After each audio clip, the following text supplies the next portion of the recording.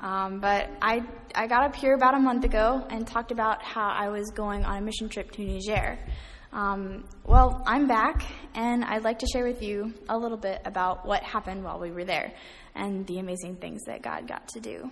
I'd like to start with reading a poem that I wrote while I was there, just things that were going through my head. But to understand the poem, you have to understand a little bit about Niger.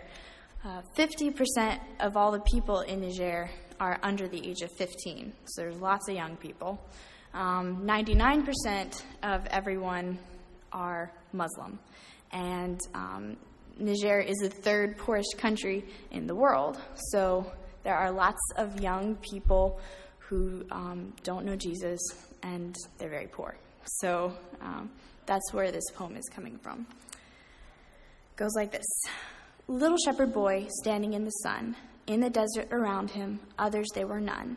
He stands solemn, staring as we pass. His natural dark complexion notes his feeble body mass.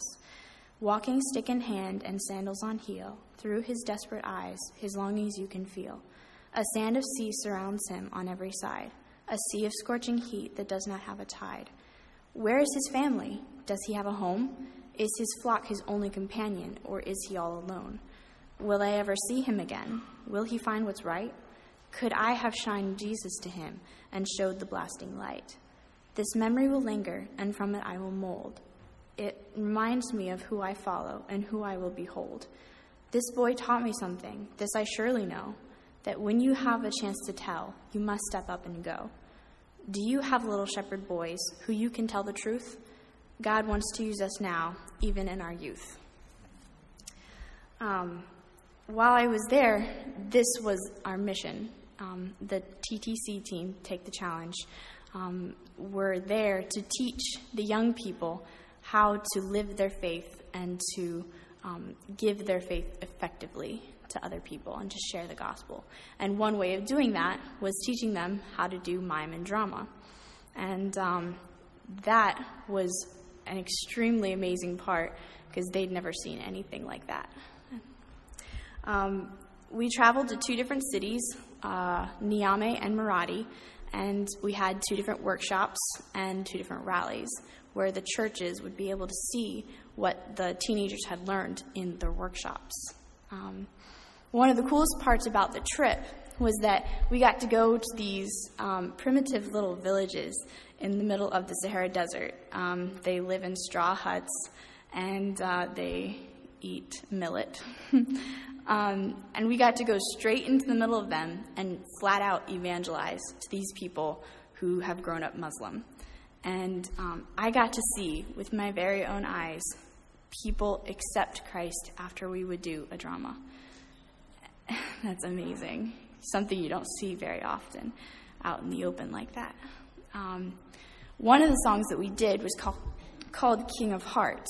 And it talks about these four people who start out with these broken hearts. And at the end, Jesus comes out and takes their broken hearts and makes them whole again. And one time after doing this song, there was a group of people who accepted Christ. And this little boy, after he prayed, he went over to his little friend who didn't pray. And he said, I just gave Jesus my broken heart. Why don't you give Jesus your broken heart? And that didn't just start in Niger.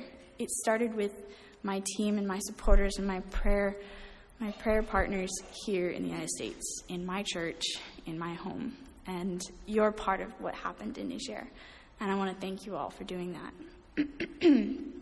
Something that God taught me in Niger was that he wants me to be bold in my faith. And he wants me to step out and to be used. Because as his daughter, he's chosen me to be different than the rest of the world.